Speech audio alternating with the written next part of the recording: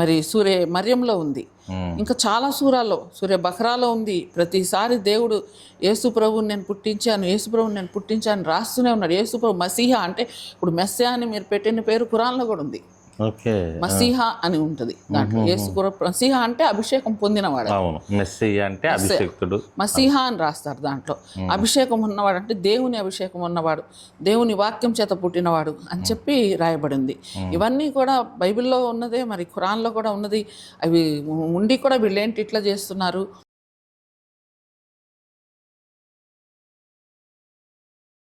ప్రభునంతులరా, యేసుక్రీస్తు అతి పరిశుద్ధ నామంలో పునీత్ కుమార్ చేజర్ల అనే యూట్యూబ్ ఛానల్ చూస్తున్నటువంటి ప్రతి ఒక్కరికి కూడా పాస్టర్ పునీత్ కుమార్ అయినటువంటి నేను నా హృదయపూర్వక వందనాలు తెలియజేసుకుంటున్నాను. దేవుడు మిమ్మల్ని దీవించునుగాక. ప్రభునంతులరా, మరి మా యొక్క పునీత్ కుమార్ చేజర్ల అనే యూట్యూబ్ ఛానల్ ద్వారా మంచి సందేశాలు, మంచి సాక్ష్యాలు మీ ముందుకు తీసుకొస్తూ ఉన్నాను. మీరు వాటిని చూస్తూ చాలా బలపరచబడతా ఉన్నారు. మీ కామెంట్స్ ద్వారా మీరు ఫోన్ చేసి తెలియజేస్తున్నటువంటి ఆ యొక్క విషయాల ద్వారా నేను తెలుసుకుంటూ ఉన్నాను. ప్రభునంతులరా, మీ ప్రోత్సాహాన్ని బట్టి దేవుణ్ణి స్తుతిస్తూ ఉన్నాను. దేవుడిచ్చినటువంటి ఆ యొక్క అవకాశాలు సద్వినియోగం చేసుకుంటూ ముందుకు వెళ్తూ ఉన్నాను. మరి ఆయన ఇచ్చినటువంటి మరొక మంచి అవకాశాన్ని ఈ సమయంలో సద్వినియోగం చేసుకుంటూ ఉన్నాం. అదేంటంటే మరి ఒక మంచి దైవజనురాలని మీ ముందుకు తీసుకొస్తూ ఉన్నాను. వారి యొక్క సాక్ష్యాన్ని మీ ముందుకు తీసుకొస్తూ ఉన్నాను. జాగ్రత్తగా వినండి. చాలా అమూల్యమైనటువంటి విషయాలు, చాలా ఆత్మీయమైనటువంటి విషయాలు మీరు వినబోతూ ఉన్నారు. కాబట్టి ఈ వీడియో చివరి వరకు చూసి దేవుని మేలులు పొందుకొనవలసినదిగా ప్రేమతో మీకు నేను తెలియచేస్తూ ఉన్నాను. మరి ఆ దైవజనురాలను నేను పరిచయం చేస్తూ ఉన్నాను. మరి వారి యొక్క పూర్తి సాక్ష్యాన్ని ఈ సమయంలో మీ ముందుకు తీసుకొస్తూ ఉన్నాను. అమ్మ, వందనాలు. వందనాలే.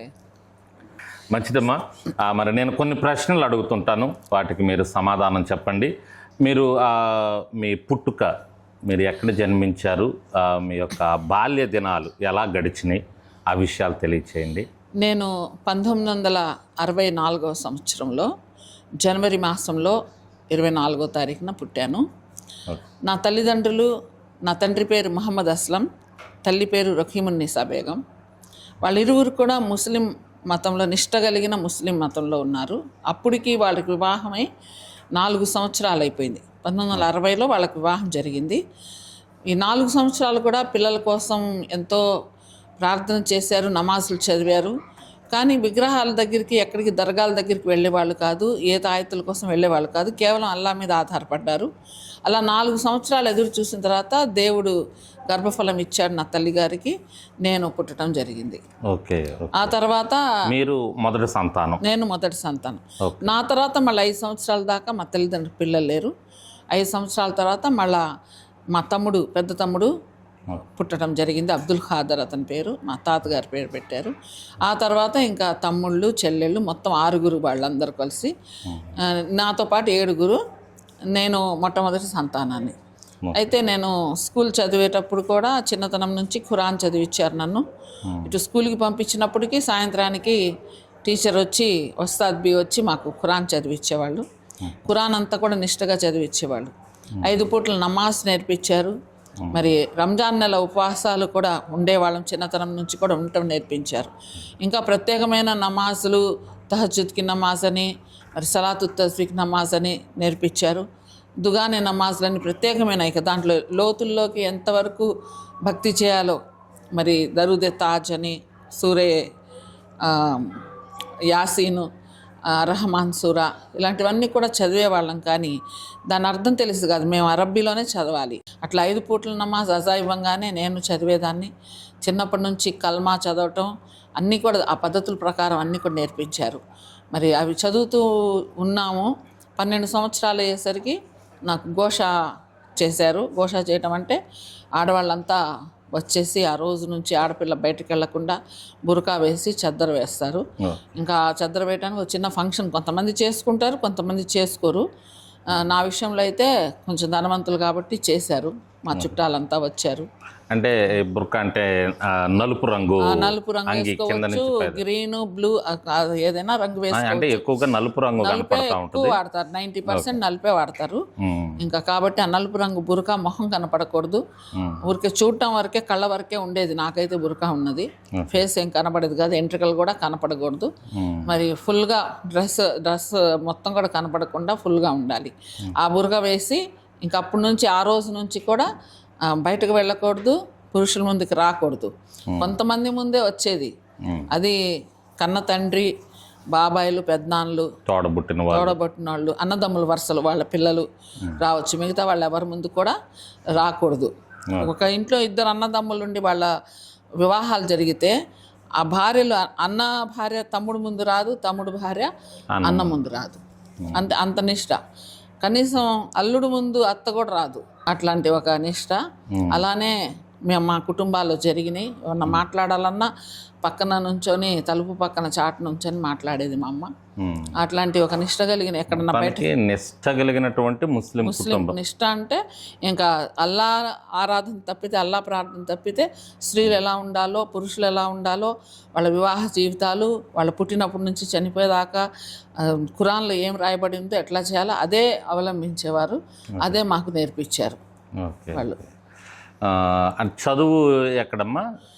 నేను చిన్నప్పుడు ఈ ధనవంతులందరూ ఏం చేశారంటే, కొంచెం డబ్బున్న వాళ్ళు గుంటూరులో ఒక జీప్ మాట్లాడుకొని అందరి ఆడపిల్లల్ని కూడా ఆ జీప్లో కూర్చోబెట్టి, మొత్తం పరదాలు ఉండేవి జీప్ చుట్టూ, బయట కనపడరు. ఆ జీప్ నుంచి జోసెఫ్ కాన్వెంట్కి పంపించేవాళ్ళు మాకు. సెయింట్ జోసెఫ్ అంటే గర్ల్స్ హై స్కూల్ కాబట్టి గర్ల్స్ మాత్రమే ఉంటారు ఆ స్కూల్లో. మమ్మల్ని అందరినీ జీప్లో తీసుకొని లోపల దాకా వదిలిపెట్టేసి ఇంకా లోపల మేము క్లాసులకి వెళ్ళి మళ్ళీ వచ్చేటప్పుడు అదే జీప్ ఉంటుంది, ఆ జీప్లో ఎక్కేసి రావాలి. ఎంతవరకు చదువుకున్నారు? నేను అంతే, అంతకుముందు వివాహం కాకముందు నేను ఇంటర్ దాకా చదివాను. ఆ తర్వాత కొన్ని సందర్భాల్లో చదవాలన్న ఆసక్తి కలిగి నేను మిగతా ఎడ్యుకేషన్ కూడా పూర్తి చేశాను.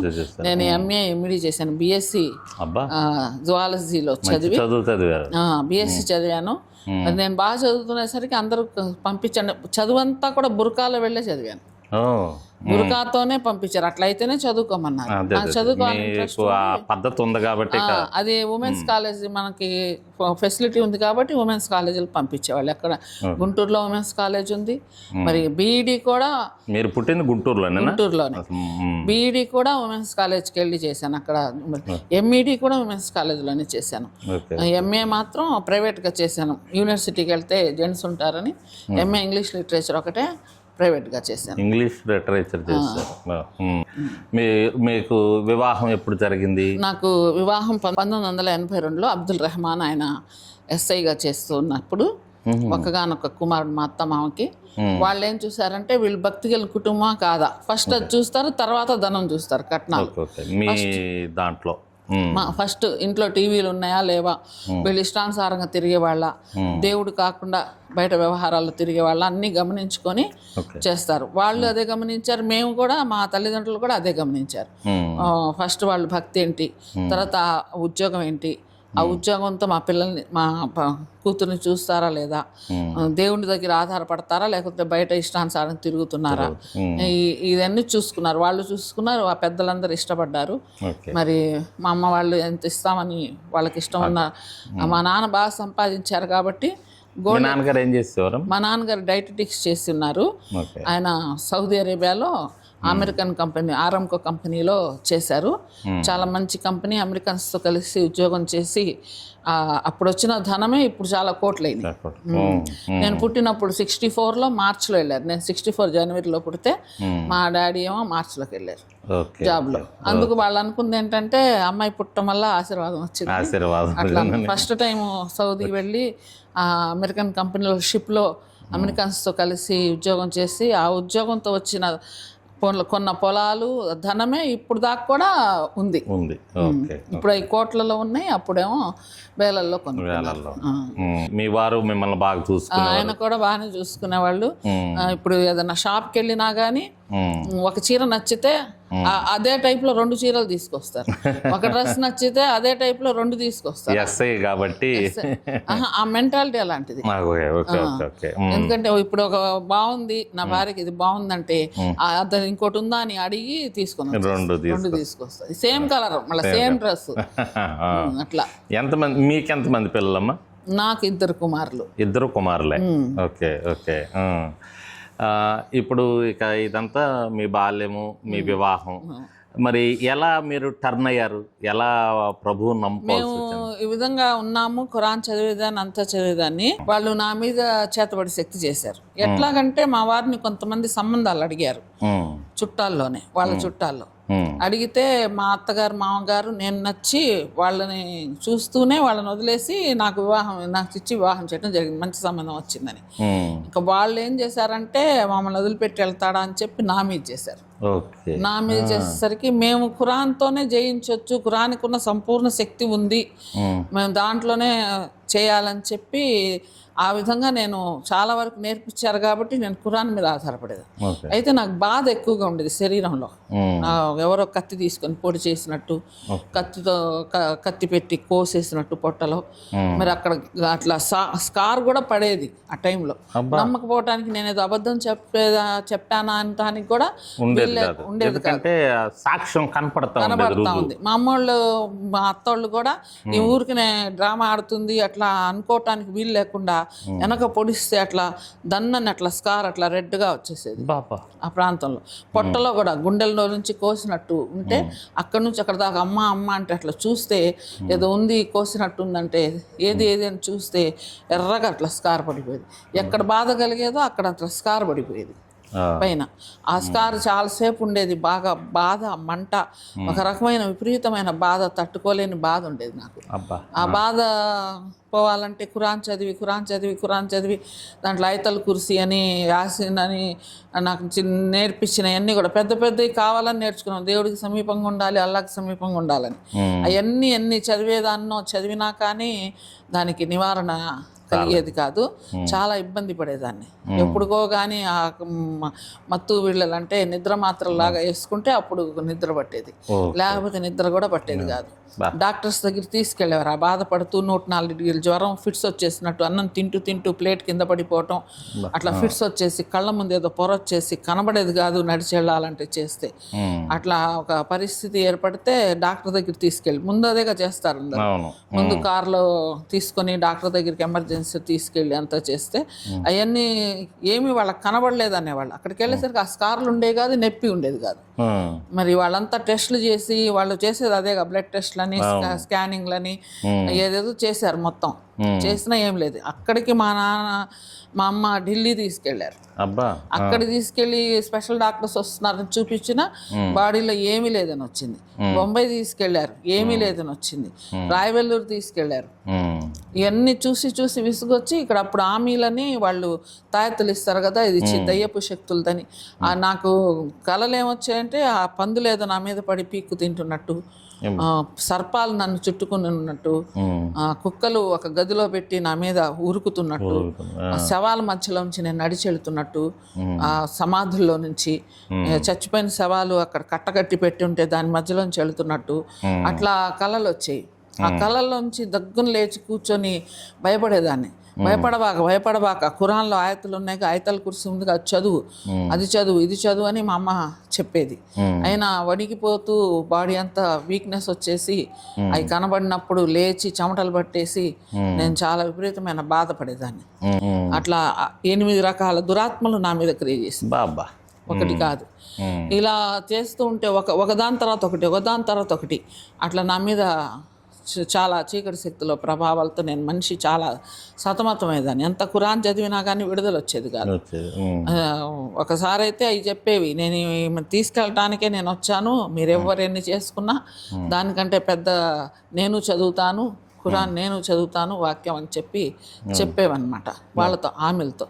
నువ్వేంటి చెప్పేది, నీకే వచ్చు, అదిగో నాకు వచ్చు అని అవి నా వంటి మీద వచ్చి పలికేవి, మాట్లాడేవి ఆమెల దగ్గరికి. అంత శక్తివంతమైనవి నా శరీరం మీద క్రియ చేసేవి. అయితే అట్లా ఉంటే ఎన్ని చేసినా పోవట్లేదని అట్లా ఒకరోజు రంజాన్ నెల స్టార్ట్ అయింది. వీళ్ళు హామీలందరూ ఎవరు పని చేయరా, ఆ తాయెత్తలేరు. ఎందుకంటే రంజాన్ నెలలో దేవుడు ఆరాధనలో ఉండాలి ఒకటి, రెండోదేమో ఈ చీకటి శక్తులన్నింటినీ దేవుడు బంధించేస్తాడని ఒక విశ్వాసం. ఇక రంజాన్ నెల వచ్చిందిలే నాకు తగ్గిపోద్దని నేను అనుకున్నా. అందరు కూడా అదే అన్నారు, ఎందుకంటే చీకటి శక్తులన్నీ బంధించబడతాయని. ఇంకా ఎక్కువైపోయింది. ఇంకా అప్పుడు అనుకున్నా రంజాన్ నెలలో చీకటి శక్తులు బంధించబడతాయి అన్నారు కదా, మరి నాకెందుకు తగ్గట్లేదు, ఎక్కువైపోయింది. అప్పుడన్నా కొంచెం తగ్గేది, ఇప్పుడు ఇంకా ఎక్కువగా నా శరీరంలో మంట, బాధ. మరి ఆ పొడి చేసిన ఇది చూసేవాళ్ళు అదంతా కూడా స్కార్స్ పడేవి, ఎక్కువైపోయింది. ఎట్లాగా ఇది మరి ఎక్కడుంది స్వస్థత మరి రంజాన్ నెలలో అని చెప్పి ఫస్ట్గా డౌట్ వచ్చింది నాకు ఖురాన్ మీద. ఇంకా చాలా సీరియస్ అయిపోయాను. అన్నం పెట్టినా చేసిన అన్ని వామిట్ అయిపోయేది, మొత్తం నోట్లో నీరు కూడా పోయేది కాదు. బాగా బలహీనమై చిక్కిపోయి శల్యమైపోయి అసలు కడుపులో నొప్పితో, ఈపు నొప్పితో, తలనొప్పితో విపరీతమైన నరం నరం నరం నరం బాధ, సెల్ బాధ బాడీలో. అంత బాధ, మూలుగు కూడా బయటకు వచ్చేది కాదు. మూలిగేదాన్ని కాదు, మూలుగు కూడా బయటకు వచ్చేది కాదు, సౌండ్ లోపల మూలిగేదాన్ని. అట్లాంటి పరిస్థితిలో అందరూ వచ్చి ఆ పన్సూరా చదివి నా మీద ఊదేవాళ్ళు, ఇట్లా ఇట్లా ఉఫ్ అని ఊదేవాళ్ళు. అయినా నివారణ అయ్యేది కాదు. వాళ్ళు ప్రతి ఒక్కళ్ళు మంచం దగ్గరే కూర్చొని పన్సూరాలు చదివేవాళ్ళు, అయినా తగ్గేది కాదు. అట్లా రోజు క్షీణించిపోతూ ఉన్న సమయం. ఆ సమయంలో ఇక అందరూ చుట్టాలంతా వచ్చి చూసి వెళ్తున్నారు. చూసి వెళ్ళి మళ్ళీ దీదార్ మేము వస్తాంలేండి చూడటానికి, అంటే చనిపోతుంది కాబట్టి చనిపోయిన రోజు పిలవండి మట్టి చేసేటప్పుడు అన్నట్టు. దీదార్ అంటే ఇంకా తీసుకెళ్ళి సమాధి చేసే ముందు చూసేది దీదార్. ఆ దీదార్ చూస్తాము, అప్పుడు వస్తామని చెప్పి వెళ్ళిపోయేవాళ్ళు. ఇంకా మా అమ్మ ఏం చేసిందంటే మా అమ్మాయికి ఇచ్చిన నగలు, సామాన్లు ఇవ్వండి. ఇంకా వెనక 3 ఆడపిల్లలు ఉన్నారు నాకు. చనిపోయిన అమ్మాయి బట్టలంటే నగలంటే కొంచెం ఫీల్ అవుతాం కదా, బ్రతికున్నప్పుడే తీసుకెళ్ళిపోతాను అని చెప్పింది. మా అత్తగారు కూడా తీసుకెళ్ళమ్మా, మా అబ్బాయికి కూడా వేరే సంబంధం చూసి పెట్టుకున్నాం. ఇప్పుడు మీరు మందిరానికి ఎలా వెళ్ళారమ్మా? ఏ మందిరానికి వెళ్ళారు? ఇంట్లో నుంచి బయటకు వచ్చిన తర్వాత మా అత్తగారు నీ భార్య నా మాట వింటలేదు, బయటకు తీసుకెళ్ళని చెప్పిన తర్వాత నా భర్త తీసుకొచ్చి బయట అద్దెకు ఉంచారు నెహ్రూ నగర్ ప్రాంతంలో. అక్కడ ఉంటున్నప్పుడు నాకు 2 పిల్లలు పుట్టారు. అప్పటికి నేను ఇంకా చర్చికి పోలా. ఈ పిల్లలు పుట్టిన తర్వాత ఆ పిల్లలు 1 సంవత్సరం, పెద్ద అబ్బాయి 2 సంవత్సరాలు, చిన్న అబ్బాయి 1 సంవత్సరం లోపు పిల్లలు ఉన్నప్పుడు వాళ్ళిద్దరికి జ్వరాలు వచ్చేసినాయి. అదేంటి తడపడపోసో ఏదో మొత్తానికి జ్వరం వచ్చేసింది. వాళ్ళిద్దరిని తీసుకొని ఆసుపత్రికి వెళ్ళడం సంభవించింది నేను. ఎందుకంటే ఇప్పుడు వాళ్ళ నాన్న దూరంగా ఉన్నారు, పిల్లలు ఎక్కువసేపు తట్టుకోలేరని చెప్పి. ఇంకా మా తల్లిదండ్రులు కూడా భట్టిపురాల ప్రాంతంలో అక్కడ ఉన్నారు. మా అత్త మామ అంటే అలిగి ఉన్నారు. ఇంకా పిల్లలు నేనే తీసుకెళ్ళాలని తీసుకెళ్ళాను. తీసుకెళ్ళి చూపించుకొని తిరిగి వస్తున్నాను. వర్షం మొదలైంది. వర్షం మొదలై ఒక చెట్టు దగ్గర ఆగా. చెట్టు వెనకాల ఒక చిన్న పాక ఉంది. వర్షం తగ్గిపోయిన తర్వాత ఆటో ఏదో మాట్లాడుకుని వెళ్దాం, ఆటోలు కూడా రాలే ఆ టైంలో. ఆ పాకలో ఉన్న తల్లి చాలాసేపు చూసినట్టుంది.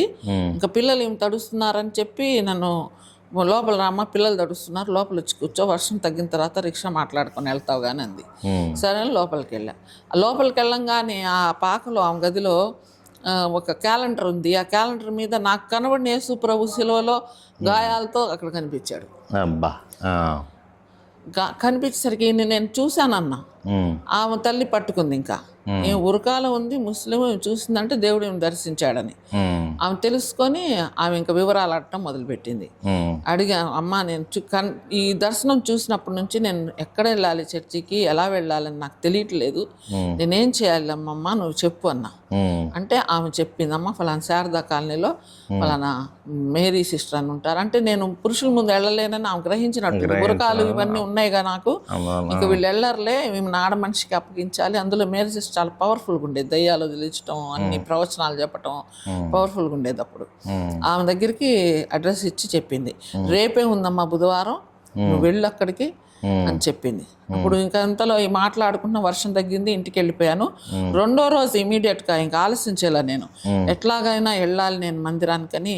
ఆ 2వ రోజు పిల్లలిద్దరిని తీసుకుని సిద్ధపడి మందిరానికి వెళ్ళా. మందిరానికి వెళ్తే చక్కగా అందరు ఏకస్వరంతో, ఆడవాళ్లే ఉన్నారు ఆ రోజు, అందరు కలిసి పాట పాడుతున్నారు. శాశ్వతమైనది అన్న పాట నాకు చాలా హృదయానికి తాకింది. అబ్బా, అందరూ 100 మంది స్త్రీలు ఒకే స్వరంతో రాగం తప్పకుండా కళ్ళు మూసుకొని పాడేస్తున్నారు వీళ్ళు, ఒక పుస్తకం కూడా చూడకుండా అని చెప్పి భలే బాగుందని అనుకొని కూర్చున్నా. తర్వాత ఒక్కొక్కళ్ళు సాక్ష్యాలు చెప్పారు, సాక్ష్యాలు విన్నా. ఇంత అద్భుతం చేస్తున్నాడు, ఆ సాక్ష్యాల్లోని అద్భుతాలు అనమాట. దేవుడు ఇట్లా అద్భుతం చేశాడు, స్వస్థపరిచాడు, గర్భఫలం ఇచ్చాడు ప్రార్థన చేస్తే, ఇలా అన్నీ చెప్పుకొస్తున్నారు. ఇది చాలా బాగుంది సాక్ష్యం అని నాకు కూడా ప్రేరేపణ వచ్చేసి నేను నుంచున్నా సాక్ష్యం చెప్తానని. ఎట్లా ఉన్నాను, భారీ చీర, పట్టు చీర, ఇన్ని పూలు, ఆ నగలు దానికి మ్యాచింగ్, దానికి ఇన్ని గాజులు, చమ్కీలు, అబ్బో వ్యవహారం తేడాగా ఉంది అన్నట్టుగా. అట్లా వెళ్తే అందరు లేదు, అక్కడంతా తెల్ల చీరలు ఎక్కువగా, ఏదో సింపుల్ రంగుల్లో కాస్త సింపుల్గా వచ్చారు. నేను అట్లా వెళ్ళేసరికి నాకు తెలియదుగా, వాళ్ళంతా చూశారు. సరే స్టార్టింగ్లో వచ్చింది కాబట్టి అట్లా ఉందని వాళ్ళు గ్రహించుకున్నారు. నేను వెళ్ళి సాక్ష్యం చెప్పాను ఫస్ట్. సాక్ష్యం చెప్తే మేరీ సిస్టర్ గారు ఆ సాక్ష్యం విని స్తోత్రాలు చెల్లించి, అందరు చేతులు పట్టుకొని ఆ బిడ్డ కోసం ప్రార్థన చేయండి, ఎందుకంటే మందిరానికి వెళ్ళే అవకాశం నాకు లేదని చెప్పారు. ఆ మందిరానికి రావాలి, దేవుడి వాక్యం వినాలని చెప్పి ఆశపడితే ఒక తల్లి చెప్పింది, నేను వచ్చానని చెప్పా. చెప్తే అప్పుడు అందరూ చేతులు పట్టుకొని 100 మంది మోకాళ్ళ మీద ఉండి ప్రార్థన చేస్తూ ఏడ్చారు, కన్నీరు కార్చారు. ఈవిడని రక్షించిన ఆయన అని, కాపాడిన ఆయన, శ్రమలు తట్టుకునే శక్తి దయచేయి, పరలోక మార్గం చూపించు అని చెప్పి వాళ్ళంతా ఏడ్చి ప్రార్థన చేశారు. నాకు అది ఆశ్చర్యం అనిపించింది. నా తల్లి ఏమో ఎప్పుడు చచ్చిపోతే నగలు తీసుకుందాం అనుకుంది, నా అత్త ఎప్పుడు చచ్చిపోతే మరొక కట్నం వచ్చింది, మరొక కోడలు వచ్చింది అనుకుంది. వీళ్ళంతా నా గురించి ఇట్లా చేశారు, ఏడవలేదు, ఏం లేదు. మసీదు వాళ్ళు వచ్చి ఎప్పుడెప్పుడు మట్టి చేసేద్దాం అనుకున్నారు. మరి వీళ్ళేంటి ఇట్లా ఏడుస్తున్నారు నా కోసం? వాళ్ళ మొహాలు నేను ఈ రోజుగా చూశాను. అసలు నేనెవరో తెలియదు, వాళ్ళెవరో తెలియదు, 4 రోజులు పరిచయం లేదు. నేను చెప్పిన ఒక మాట నమ్మి వాళ్ళు ప్రార్థన చేశారేంటి అని చెప్పి నాకు ఆశ్చర్యం వేసింది. నాకు అదే మైండ్లో తిరుగుతుంది. నాకు ఏడుపు వచ్చేసి నేను ఏడు చేశా. తర్వాత సాక్ష్యాలు అయిపోయినాయి, ఆ వాక్యం చెప్పడం మొదలుపెట్టింది. వాక్యం చెప్తుంటే వాక్యంలో దేవుడు మరియమ్మ తల్లిని రక్షకుడిని గర్భం దాల్చడానికి ఎన్నుకున్నారని అన్నారు. ఎంతమంది కన్యకలు ఉన్నారు లోకంలో, భక్తి కలిగిన కన్యకలు ఉన్నారు, నిష్టగా భక్తి చేసే వాళ్ళు ఉన్నారు. కానీ మరియమ్మని ఎందుకు ఎన్నుకున్నాడు అనేసరికి, దేవుడు ఆడవాళ్ళని కూడా ఎన్నుకుంటాడా? మీరు చేయొద్దు, మీరు ఇంట్లో ఉండాలి, మీరు బురకా వేసుకోవాలి, మీరు ఈద్గాకి రానవసరం లేదు, మీరు మసీదుకి వద్దు, ఇదేగా చెప్పేది ముస్లిమ్స్. ఇక్కడేంటి మరియమ్మని కూడా ఎన్నుకున్నాడు అంటున్నాడు దేవుడు అని చెప్పి ఆశ్చర్యం వేసింది. ఇంకా కొన్ని మాటలు చెప్పింది. ఆమె సహించే శక్తి ఉంది, నింద వస్తే సహించే శక్తి ఉంది. తండ్రి లేకుండా పరిశుద్ధాత్మతో ఆమె గర్భం దాల్చినప్పుడు ఆమెతో దేవదూత మాట్లాడాడు. ఒక స్త్రీతో దేవదూత మాట్లాడతాడన్నది అక్కడే ఉంటుంది. ఇంకా ఎక్కడా కూడా చాలా సందర్భాల్లో నేను ఎక్కడ వెళ్ళాను. బీబీ సారా ఉంది, అబ్రహాం గారి భార్య, ఆమెతో దేవదూత మాట్లాడలేదు. హాగర్ ఉంది, ఊరికి కాళ్ళతో కొడితే నీటి ఊట వచ్చిందని ఉంది ఖురాన్లో, దేవదూత మాట్లాడినట్టు లేదు అక్కడ. బైబిల్లో ఉంటుంది. మళ్ళా అదే దేవదూత మరి అందరితో మాట్లాడిన, అబ్రహాంతో మాట్లాడినట్టుంది, చాలామంది ప్రవక్తలతో కానీ మరియతో మాట్లాడినట్లు దేవదూత ఖురాన్లో కూడా రాయబడింది. దేవదూత మరియమ్మతో మాట్లాడినట్టు అక్క కూడా చెప్పింది. ఇట్లా దేవుడు ఒక మనిషిని ఎన్నుకుంటేనే దేవదూత మాట్లాడతాడని కూడా ఖురాన్ చెప్పింది. ఎన్నుకోని మనిషి దగ్గరికి దేవదూత రాలేడు. కాబట్టి మరియమ్మని ఒక స్త్రీని ఎన్నుకుంది కదా దేవుడు, ఇది నిజమేగా, ఖురాన్ కూడా చెప్తుందిగా, ఎందుకు స్త్రీని మరి లోపల పెడుతున్నారు? కానీ పోనీ మీ ఆచారాల ప్రకారం లోపల పెట్టినా ఆరాధన విషయంలో ఎందుకు ఫ్రీడమ్ ఇంతవరకే అని ఎందుకు గిరిగిస్తున్నారు అని మనసు బాధపడేది. ఇదే మీకు పురుషులకి ఇది, మీకిది, పురుషులకి ఇది, మీకిది. అదే క్రైస్తవంలో చక్కగా అందరికి బాప్తిజం ఇస్తారు, అందరికి చక్కగా బలారాధన ఇస్తారు, పురుషులతో సమానంగా అందరూ పాటలు పాడవచ్చు, అందరు మందిరంలో కూర్చోవచ్చు. కొన్ని విషయాలు చాలా లిటిల్ ఏంటంటే బలారాధన ఇచ్చే విషయం, బాప్తిజం ఇచ్చే విషయం తప్పితే, పరిశుద్ధపరిచే విషయం తప్పితే మిగతా అన్నిట్లో స్త్రీలని సమానంగా చేశాడు దేవుడు. ఆ 2-3 విషయాలు పురుషుడు శక్తివంతుడు కాబట్టి దేవుడు ఇచ్చాడు. మ్యాక్సిమం 99% ఈక్వాలిటీ ఇచ్చాడు దేవుడు. అది గ్రహించుకొని నేను ఇక్కడ చాలా సత్యాలు కనబడుతున్నాయి. దేవుడు అసలు సత్యం ఉంది, అక్కడ మరుగుపరిచిన సత్యం ఇక్కడ బయలుపడుతుందని చెప్పి అవి ఒక్కొక్కటి వింటూ ఉండేదాన్ని. మేరీ సిస్టర్ గారు చెప్పిన తర్వాత నేను వెళ్ళి లాస్ట్లో అడిగాను, అక్క వీళ్ళంతా ఎందుకు ఏడ్చారు? అది దేవుని ప్రేమమ్మ, దేవుని ప్రేమ ఉన్న వాళ్ళకి నీ బాధ ఏంటో తెలిసిద్ది, నిన్నేం చేయాలో దేవుడు తెలియపరుస్తాడు అని చెప్పింది. దేవుని ప్రేమ మనుషుల్లో కూడా ఉంటుందా, దేవుడి వరకే కాదా అని అనుకున్నా. మరి నేను ఎట్లా ప్రొసీడ్ అవ్వాలి, అది ఫస్ట్ డే కాబట్టి నాకు తెలియలేదు. అప్పుడు బైబిల్ తీసుకొచ్చి నా చేతికి ఇచ్చింది. బైబిల్లో ఏం చదవాలో అక్కడొకటి చదవాలేమో ఖురాన్లో లాగా అనుకుంటే కాదని నా తల మీద చేయి పెట్టి ప్రార్థన చేసింది.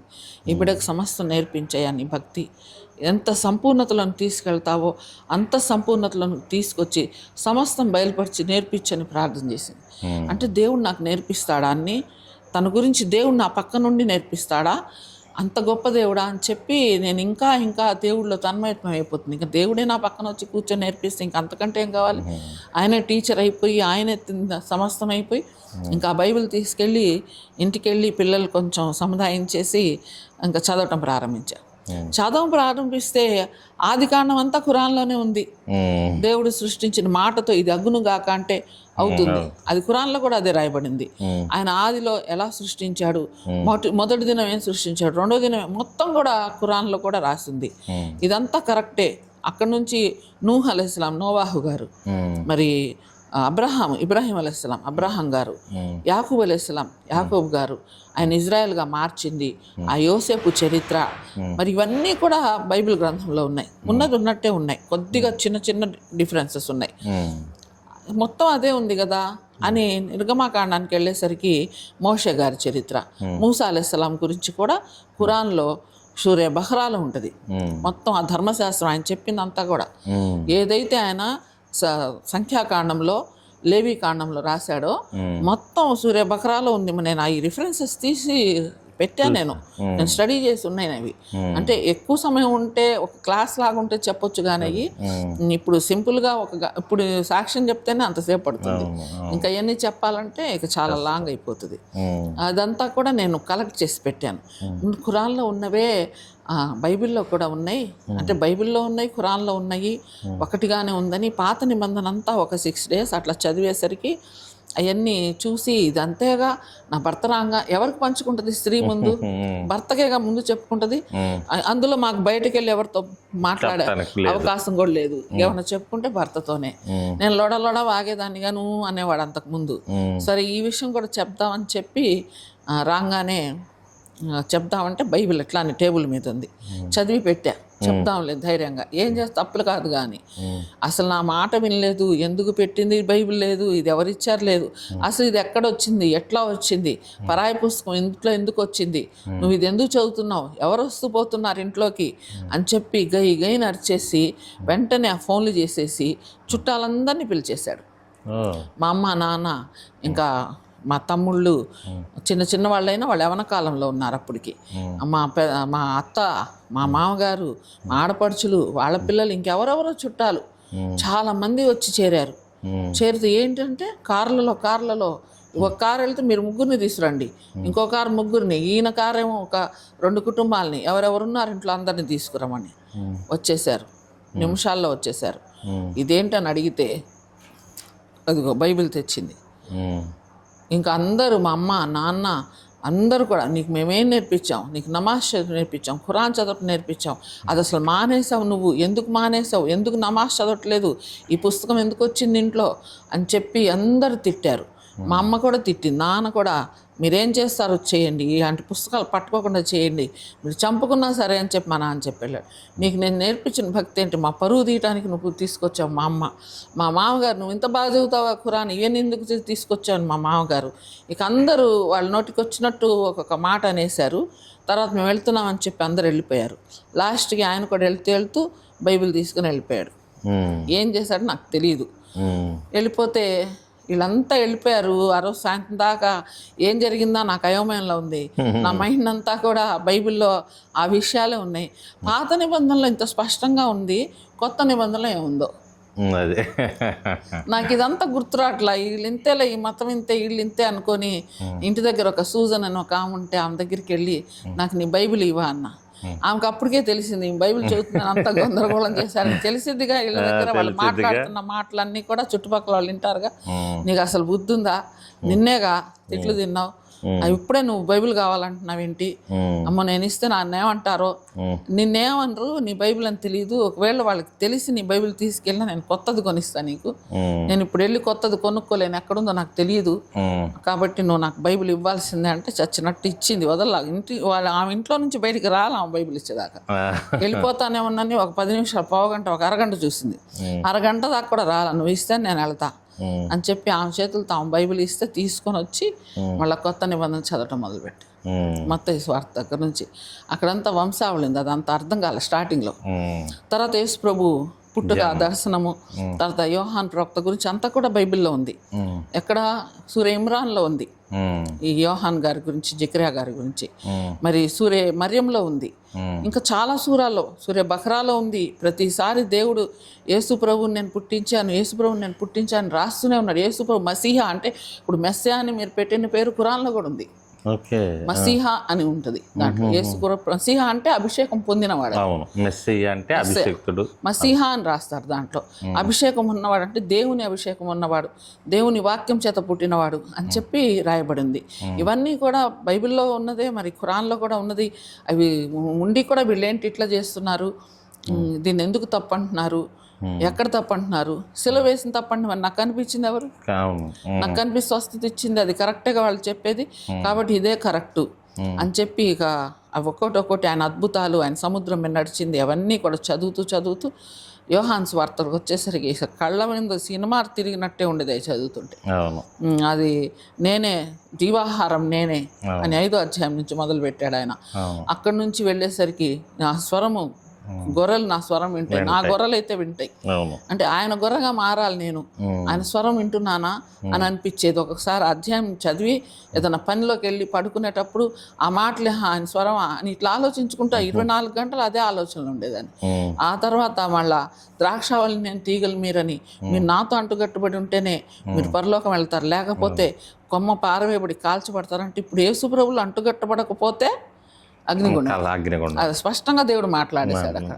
ఇక అక్కడ నుంచి నా మైండ్ అంతా కంప్లీట్గా ఇక ఉన్న చిన్న డౌట్స్ కూడా తీరిపోయినాయి. ఇక యోహాన్ సువార్త పూర్తయ్యేసరికి ఇక యేసు ప్రభు శిలువలో మరణించి సత్యం, ఆయన ఆరోహణమైందని ఖురాను చెప్తుంది, కానీ ఆయన శిలువలో మరణించి పాతాళానికి వెళ్ళి 3వ రోజు వేసింది.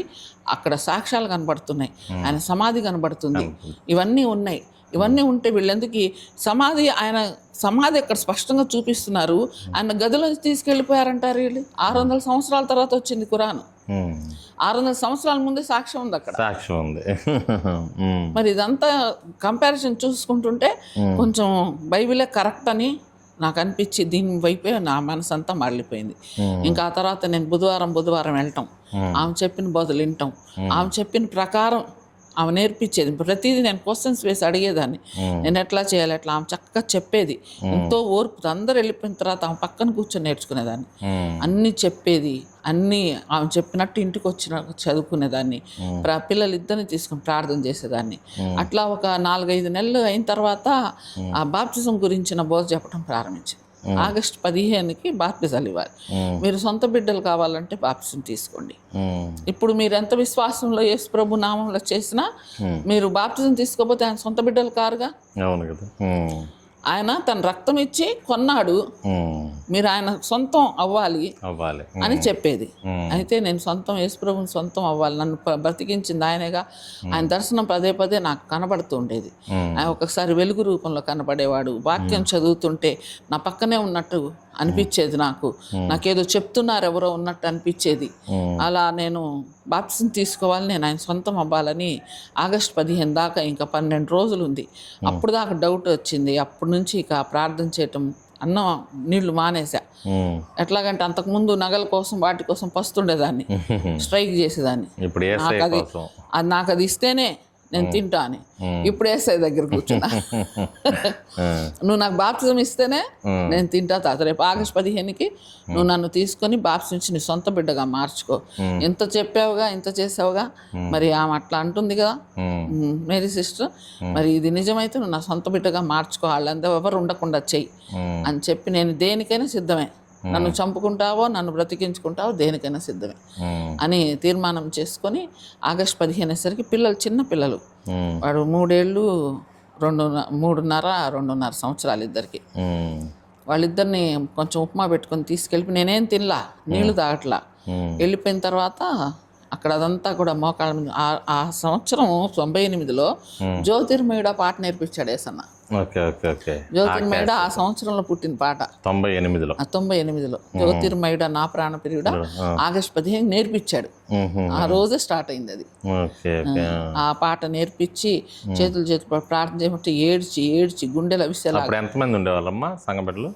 సంఘంలో ఒక 200-300 మంది ఉండేవాళ్ళు. 98లో పాక. అవును, పాకాలు. లేమల్లిలోనా? గోరంట్లోనే ఒక చిన్న ఇంత కూడా ఉండేది కాదు, ఇంత ఉండేది మందిరం. బాగా కిందకు ఉండేది. ఎప్పుడన్నా మేము వెళ్తే తలకి టక్కన తగిలేది. ఎత్తు మనిషిని కదా, ఆ వాసాలు తగిలేవి నాకు. చాలా సార్లు బుడిపెలు వచ్చేసినాయి. అయినా వెళ్ళేవాళ్ళం, ఏడ్చేవాళ్ళం, కూర్చునే వాళ్ళం. వాళ్ళు పాటలు పాడుతుంటే వినేవాళ్ళం. వాళ్ళు మ్యూజిక్ సిస్టమ్ అవి పెట్టుకొని. ఆగస్టు 15 బాప్తిజం తీసుకున్నారా? ఆగస్టు 15 తీసుకున్నా బాప్తిజం. బాప్తిజం తీసుకొని ఇంటికి వచ్చాను. వచ్చేటప్పటికి 10 అయింది రాత్రి. ఎందుకంటే ఆ పాటలన్నీ అయిపోయి, ఆరాధన అయిపోయి 4ంటికి మొత్తం ముగిసిన తర్వాత ఏసన్న గారు వచ్చి నిలబడ్డాడు. ఆయనే ఇచ్చాడు నాకు బాప్తిజం. ఏసన్న గారి చేతిలో నేను బాప్తిజం తీసుకున్నాను 98లో. ఆయనే నాకు పేరు పెట్టాడు. అక్కడ నుంచి బాప్తిజం తీసుకుని ఇంటికి వచ్చేటప్పటికి శోధన మొదలైపోయింది. భర్త శోధన వచ్చి చూస్తే తాళం వేస్తుంది. ఎప్పుడు లేనిది తాళం వేస్తుంది ఏంటి, ఎక్కడికి వెళ్ళింది? నేను తీసుకెళ్తేనే వెళ్ళాలి, లేకపోతే వెళ్ళకూడదు. ఏదైనా ముఖ్యమైన విషయం అయితేనే వెళ్ళాలి, లేకపోతే వెళ్ళకూడదు. ఎవరికి చెప్పకుండా, ఏది లేకుండా. ఇంట్లో రింగ్ ఫోన్ ఉందిగా, చేయవచ్చుగా. ఫోన్ లేకపోతే ఏదోలే చెప్పలేదు అనుకోవచ్చు, నువ్వెందుకు చేయలేదు అని చెప్పి నేను వెళ్ళలేదు కాబట్టి సరిపోయింది. ఎల్లుంటే ఆ టైంలో ఏముండేదో, నేను బయటే ఉన్నాను కాబట్టి వాళ్ళకి చెప్పి మసీద్ దగ్గరికి రమ్మని ఆ తాళం తీసేసి వేరే తాళం పెట్టేసి వెళ్ళిపోయాడు. నేను ఆ తాళం ఎట్లా పగలగొట్టాలా, రాత్రి చీకటి అయిపోయింది. ఇద్దరు పిల్లల్ని కాళ్ళ మీద పడుకోబెట్టుకొని ప్రార్థన చేయటం ప్రారంభించాను. ప్రార్థన చేస్తూ తుఫాన్ రేగిందయ్యా, నువ్వు చెప్పావుగా, నువ్వు నడిచి వచ్చావుగా గాలి తుఫాన్ ఆర్పడానికి అని ప్రార్థన చేసుకుంటూ తెల్లవారుతుండగా అక్కడ ఒక సైకిల్ బ్లేడ్ కనబడింది.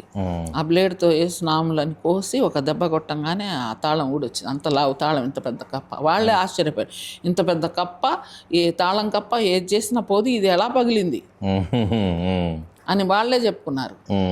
అది తీసి లోపలికి వెళ్ళి అట్లా పడుకున్నామో లేదో 9ంటికల్లా వచ్చి దడా దడా దడా తలుపులు కొట్టేస్తున్నారు. ఎవరా ఇంత ఫోర్స్గా కొడుతున్నారు తలుపని? వెనక వెళ్ళిపోవటానికి దారి లేదు, 3వ అంతస్తు పైన. వెనక నుంచి ఏ దారి లేదు ఇంటికి, ముందు నుంచే వెళ్ళాలి, అది ఒక్కటే దారిగా.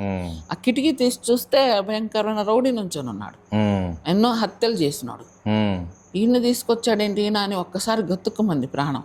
ఇప్పుడు నన్ను తీసుకెళ్ళి చంపేస్తాడా? ఆ చచ్చిపోతే పర్లేదులే, బాప్తిజం తీసుకున్నాగా, పరలోకి వెళ్ళిపోతా. మళ్ళీ చిన్నపిల్లలు ఉన్నారుగా, వీళ్ళని కూడా వాళ్ళలో కలిపేస్తాడేమో.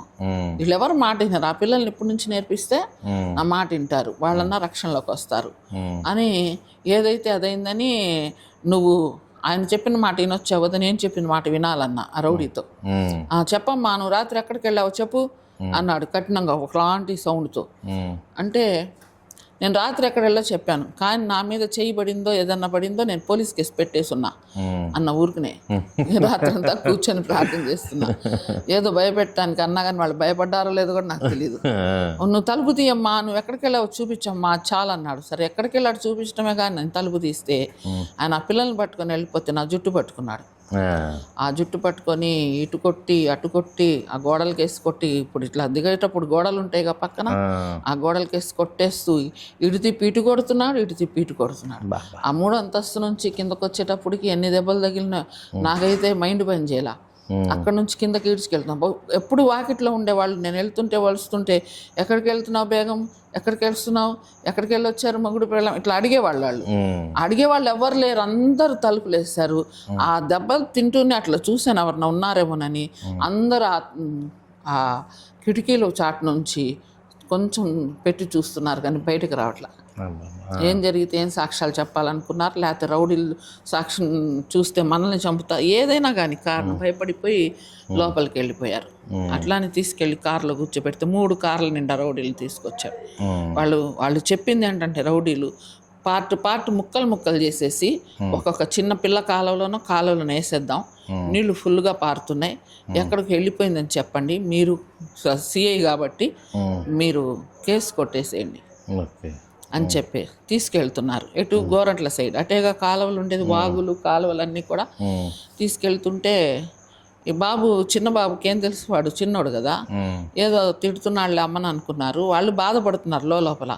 వెళ్తూ ఆ పాక కనిపించింది. ఏసన్న గారు అది ఆ రోజు సాటర్డే మేము బాప్సం తీసుకున్నాం, సండే నెక్స్ట్ డే 98. ఒకసారి మీరు క్యాలెండర్ తీస్తే తెలిసిద్ది. ఏసన్న గారేమో ఆ రోజు చెప్పాడు కదా, ఈ రోజు మళ్ళీ వాక్యానికి నిలబడ్డాడు ఆయన ఆ పాకలోనే. ఆయన పాడుతున్నాడు నేను వెళ్ళే మార్గం అని. ఆ పాట పాడుతుంటే నేను లోపలికి వెళ్ళిపోయి సరాసరా ఇట్లా బలిపీఠం దగ్గరికి వచ్చి నుంచున్నా. జనాలు ఉన్నారు అందరూ. నుంచుంటే వాళ్ళు యగాదిగా చూస్తున్నారు. మేరీ సిస్టర్ని చూసి గాబరా పడిపోయి బలిపీఠం నుంచి దిగి వచ్చింది. వెనకాల 4 ఉన్నారు. ఎవరు ఈ రౌడీలంతా. ఏంటయ్యా అని అంది. అక్క మీ రాత్రి నేను మీ పక్కన కూర్చున్నాను కదా, వీళ్ళకి చెప్పండి అక్క నేను ఎక్కడికి వెళ్ళాను అంటున్నారంటే, నా పక్కనే కూర్చుంది అయ్యా, ఏడుస్తూ ప్రార్థన చేసుకుంది, ఇంట్లో ఎవరు లేరని నా దగ్గర చెప్పుకుంటుంది ఆడ మనిషినని అని చెప్పి ఆమె ఇంకేదేదో చెప్పింది. వెళ్ళిపోయి బలిపీఠం మీద ఏం ప్రార్థన చేసింది. ఎందుకంటే ఆమె నా మొహం అంతా రక్తం అదంతా చూసింది.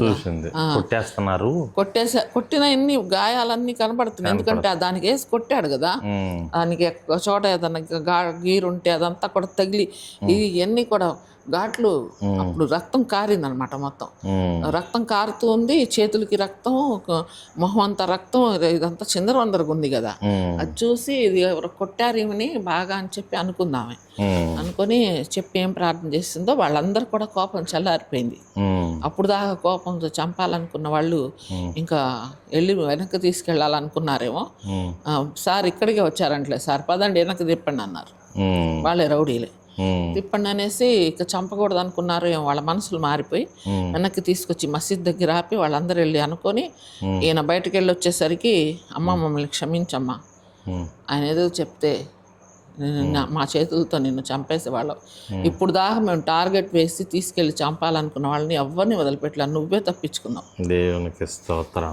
ఎవరిని మేము చంపకుండా వదిలిపెట్టలా, ప్రాణాలతో నువ్వే వెనక్కి తిరిగి వస్తున్నావు, నిన్ను దేవుడే కాపాడాడు అని వాళ్ళు చెప్పి పక్కకి వెళ్ళిపోయారు. ఇన్ని వచ్చేసరికి ఆ తర్వాత ఇంటికి తీసుకెళ్ళి వదిలేశారు.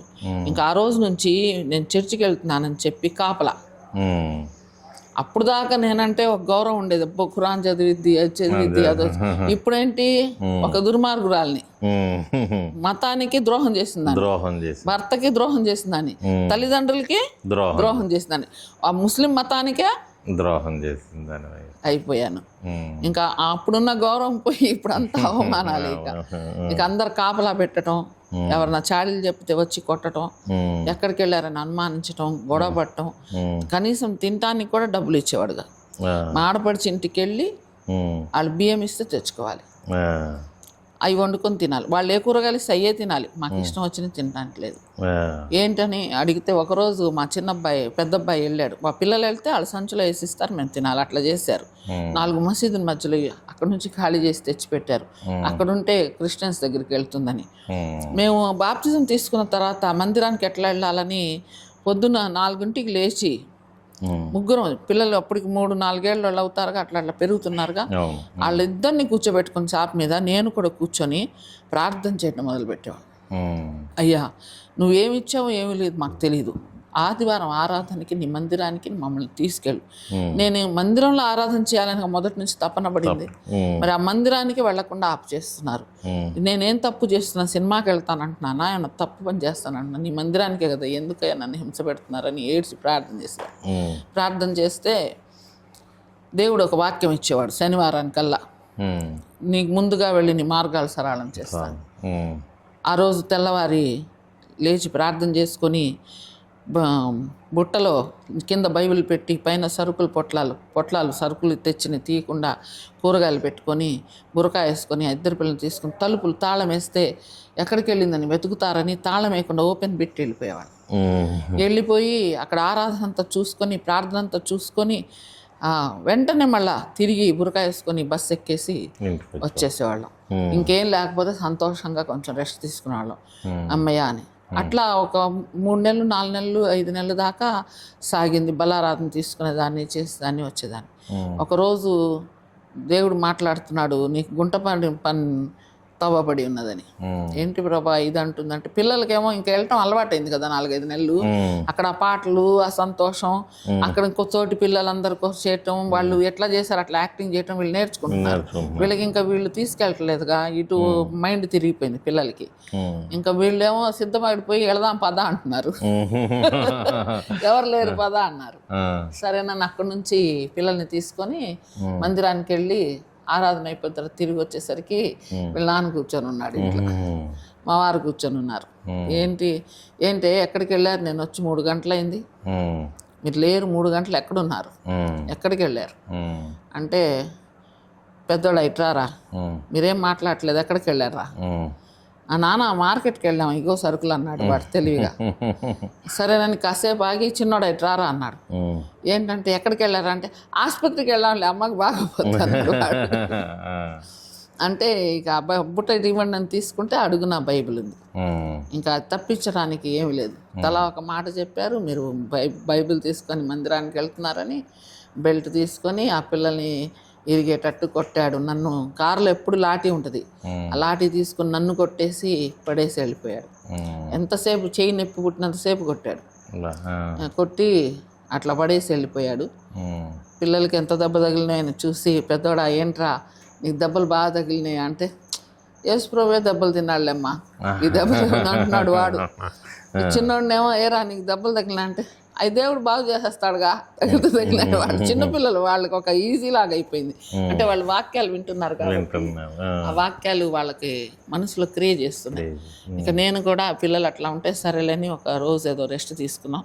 మళ్ళీ ప్రార్థన, దశమభాగాలు ఇవ్వాలన్నా పొద్దున్నే 2ంటికి ప్రార్థన చేసి రాత్రంతా నిద్రపోం, ప్రార్థన చేసుకుని మాకు ఒక కొత్త ఆటో రావాలి, ఈ ప్రాంతం అబ్బాయి ఉండకూడదు, మేము వెళ్ళి వచ్చేదాకా మసీదు వాళ్ళు రాకూడదు, వాళ్ళు వస్తే మళ్ళీ ఎక్కడికి వెళ్ళి వచ్చిన తెల్లారుజామున గ్రహిస్తారు, ఎవ్వరి కంట్లో పడకుండా చెయ్యని ప్రార్థన చేసి ఆ 2ంటికి దేవుడు ఒక కొత్త ఆటో పంపించేవాడు. ఎవరిని పంపించేవాడో తెలియదు. ఆ ఆటోలో రానుకొని మాట్లాడుకొని మందిరానికి వెళ్ళి మేరీ సిస్టర్ ఎందుకు మెలకుగుండేదో, ఎప్పుడు వెళ్ళినా మెలకుగుండేది ఆ తల్లి. ఏమోనమ్మా ఎవరు వస్తారు, ఏంటక్క మీరు మెలకుగున్నా, నేను తట్టి లేపాలనుకున్నానంటే లేదమ్మా నాకెందుకో ఎవరన్నా వస్తారంటే మెలకు రాదు. చూడు ఆత్మీయ తల్లుల వాళ్ళు. మేము వెళ్ళంగానే ప్రార్థన చేసి ఎలా ఉన్నారు ఏంటి అని చెప్పి అడిగి ఆ కానుక తీసుకొని ప్రార్థన చేసి పంపించేది. సమస్య వాళ్ళు నిరంతరం మా గురించి ఎక్కువ ప్రార్థన చేసింది. మేరీ సిస్టర్ సంఘం కూడా ప్రార్థన చేశారు మా గురించి. అట్లా మేము దశమభాగాలు అట్లా ఇచ్చేవాళ్ళం. అట్లా తన్నులు తింటూనే, హింసపడుతూనే, తిట్టించుకుంటూనే చాలా వరకు ఆ హింసతోనే మేము మా ప్రార్థన, ప్రతి సమస్యకి వాగ్దానం తీసుకోవటం, ప్రార్థన చేయటం, ఆ సందర్భం చెప్పటం పిల్లలకి, దాంట్లో దేవుడు మాకు కార్యం జరగటం, ఇట్లా ఇప్పుడు ఎట్లాగైతే పంపించారు అట్లా జరుగుతూ వచ్చింది. అట్లానే పిల్లలు ప్రార్థనలోనే ఎదిగారు. చదువు చాలా తక్కువ చదివారు. తక్కువ చదివినా 10th క్లాస్ దాకా ఏదో ప్రైవేట్గా ఫీజులు కట్టలేదు పిల్లలకి. ఆ ఇంగ్లీష్ చదివితే క్రైస్తవుల్లో కలుస్తారని నేను ఇంత చదివినా నన్ను ఎక్కడ జాబ్స్కి పోనీలేదు. సర్టిఫికేట్స్ అనేది దాచుకున్నారు. వాళ్ళు పెట్టేవాళ్ళు కాదు, నన్ను చేయనిచ్చేవాళ్ళు కాదు. పిల్లలకి చదువు సరిగ్గా లేదు. పెద్ద బాబు 10th వరకే చదివాడు. పాలిటెక్నిక్లో దేవుడికి సివిల్ ఇంజనీర్ చదివేటప్పుడు ఆ బాబుకి సేవా దర్శనం రావడంతో బాబు సేవ పిలుపుతో వెళ్ళిపోయాడు. అప్పుడు కూడా నన్ను బాగా హింస పెట్టారు. అందరూ వచ్చి నా మీద ఊసి చీపురు కట్టలతో కొట్టి, ఇంటికి చెడ్డ అనవసరంగా చేసుకొచ్చాం, మంచి కుటుంబం అని అది ఇదని మళ్ళీ అందరు తిట్టి, ఇది పరిశుద్ధుల ఇల్లు, మాలోళ్ళ ఇల్లు కాదని చెప్పి నన్ను ఈడు చేసి లాగేసి, పిల్లల దగ్గర నుంచి పెద్దవాళ్ళ దాకా చిన్న పిల్లలు కూడా బూటు కాళ్ళతో కొట్టి అట్లా చేశారు. సరే ప్రభా, వీళ్ళు నీ ప్రేమనే గుర్తెరగరు ప్రభా, వాళ్ళు హింస పెడుతున్నారు, నీ ప్రేమ తెలిస్తే నాలాగా వాళ్ళు కూడా కొట్టరు కదా నన్ను, వాళ్ళు ఏం చేస్తున్నారు వాళ్ళు ఎరుగరుగా, వాళ్ళని క్షమించేసేయి అని చెప్పి ప్రార్థన చేసేదాన్ని. అట్లా ఒక వారం రోజులు 10 రోజులు బాగా హింస పెట్టారు. తర్వాత మళ్ళీ వెళ్ళి కొడుకుని తీసుకురమ్మంటే అక్కడికి వెళ్తే వాడు బాగా సంతోషంగా ఉన్నాడు సేవలో. ఇంకా ఎందుకులే ఆ బాబుని తీసుకొచ్చి కొంతమంది ఆత్మలు రక్షించడానికి దేవుడు వాడుకునే పాత్ర వాడు, వాడిని తీసుకురా. మీ వారు ఉన్నారమ్మా? ఇప్పుడు లేరు, ఆయన చనిపోయారు. చనిపోయే వరకు మీ వారి దగ్గరే ఉన్నారా మీరు? వచ్చేసాం, 2012లో వచ్చేసాం. ఆయన దగ్గర నుంచి విడిపోయారు. ఎందుకంటే అంటే డైవర్స్ ఏం తీసుకోలేదు. అదే ఈ భక్తి విషయంలో మసీద్ వాళ్ళందరూ కూడా ఒక్కటై ఆ భక్తిలో నుంచి వస్తేనే మీరు ఈ ముస్లిం కుటుంబంలో ఈ ఇంట్లో ఆయన భార్యగా ఉండే అర్హత నీకుంది, ఆయన పిల్లలుగా ఉండే అర్హత వాళ్ళకుంది. వాళ్ళు యవ్వన కాలంలో వచ్చేసారు కాబట్టి పిల్లలిద్దరూ ఇప్పుడు మీరు గనక భక్తి వదిలిపెట్టి మొదట్లాగా ఖురాన్ చదువుతూ నమాజ్ చదువుతూ ఉంటే ఉండండి, లేదంటే మీరు వెళ్ళిపోండి అన్నారు. మా పెద్ద అబ్బాయి కొంచెం రోషంగా నిలబడి, ఎందుకమ్మా ఇక్కడ ఉండి దేవుడు మనల్ని పోషించడా. చిన్న అబ్బాయి కూడా అదే అన్నాడు. మరి ఈ ఆస్తులు ఇవన్నీ మీకు రావు, ఈ ఫెసిలిటీస్ ఉండవు, మళ్ళీ వచ్చి అడగాలన్నా మనకు దొరకదు, ఏం చేద్దాం, దేవుడు ఇస్తాడు, బయటకు వద్దాం, ఏ స్థితిలో ఉంచినా మనం ఉందాం అని ముగ్గురం డిసైడ్ అయిపోయాం. బయటకు వచ్చేసి మళ్ళా ఇంకో రోజు వాళ్ళు మీటింగ్ పెట్టి అడిగినప్పుడు కొత్త బైబిల్ తీసుకుని మంటి బట్టలతో బయటకు వచ్చేసాం. బయటకు వచ్చేసి ఇప్పుడున్న ప్రాంతంలో ఇక ఆ తర్వాత మరలా మీ వారి దగ్గరికి వెళ్ళాల వెనక్కి తిరిగి వెళ్ళాల. వాళ్ళు ఆయన ఎప్పుడు చనిపోయారు? ఆయన 2016లో జూన్ 9th చనిపోయాడు. ప్రయాణం చేస్తే ఏరోప్లేన్లో సడన్ గా షుగర్ డౌన్ అయిపోయి బెంగళూరు రామయ్య హాస్పిటల్లో చనిపోయారు. ఏది ఫ్లైట్లో ఉన్నప్పుడు చనిపోయారు. అక్కడ నుంచి ఆయన్ని తీసుకొచ్చారు ఫ్లైట్లో, శవం తీసుకొచ్చిన తర్వాత గవర్నమెంట్లో పేరు ఎవరుందంటే నా పేరు ఉందని చెప్పారు. చెప్పినందుకు పిలిచారు. పిల్లలు ఉన్నారంటే గవర్నమెంట్ వాళ్ళంతా అడుగుతారుగా, మిగతా వాళ్ళు కూడా ఊరుకోరుగా, వాళ్ళు ఎట్లా వెళ్ళినా కానీ వాళ్ళు పిలవండి, లాస్ట్ చూసుకోవాలి అని పిలిచారు. అప్పుడు మాత్రం వెళ్ళేసి వచ్చేసాం. ఇంకంతే వచ్చేసిన తర్వాత మళ్ళీ వాళ్ళ దగ్గరికి వెళ్ళలేదు, వాళ్ళ మమ్మల్ని పిలవలేదు. మా నాన్న చనిపోయినప్పుడు కూడా ఇప్పుడు ఏ ప్రాంతంలో అయితే మేము ఇంట్లోంచి బయటకు వచ్చేసి ఆ పేదవాళ్ళని పంచి ఇచ్చిన స్థలాలు, ప్రగతి నగర్ అని ఉంది, అంతా పేదవాళ్ళే ఉంటారు. వాళ్ళ మధ్యలో సేవ కూడా ఇప్పుడు అక్కడే చేస్తున్నారు. పేదల మధ్యలో సేవ చేస్తారు. ఎంతమంది వస్తున్నారు ఇప్పుడు? 25 మంది వచ్చేవాళ్ళు ముందు. మళ్ళీ ఈ మధ్యలో చాలా సంఘాలు ఎక్కువైపోయి వాళ్ళు కూడా తీసుకుని వెళ్ళి ఇప్పుడు 15 మంది అయ్యారు. 15 మంది. చాలా సంతోషం అమ్మా. నిజంగా మరి మిరియం గారి సాక్ష్యం చాలా అద్భుతమైనటువంటి సాక్ష్యం. నిజంగా మనకు చిన్న కష్టం వస్తేనే దేవుణ్ణి మర్చిపోతాం, దేవునికి దూరం అవుతాం. అయితే మరి ఇన్ని సంవత్సరాలు కష్టమైన నష్టమైన నా యేసయ్యను వదిలిపెట్టుకోకూడదని చెప్పి యేసయ్య కోసం నిలబడినటువంటి దైవజనురాలు. నిజంగా మరి మిరియం గారి కొరకు మనం ప్రార్థన చేయాలి, ఇంకా బహుబలంగా దేవుడు తన సేవలో వాడుకోవాలని. మరి మిరియం గారు చెప్పినటువంటి సాక్ష్యాలను కూడా సాక్ష్యాన్ని కూడా మీరు విన్నారు, తీసుకోండి, దేవుని కొరకు నిలబడండి. కష్టమైన నష్టమైన దేవుడు గొప్ప కార్యాలు, అద్భుత కార్యాలు మీ జీవితంలో జరిగిస్తాడు. ప్రాముఖ్యంగా నిత్య రాజ్యంలో ఆయనతో పాటు యుగయుగాలు మనం జీవిస్తాం. అటువంటి కృప దేవుడు మనకిస్తాడు, ఇచ్చునుగాక.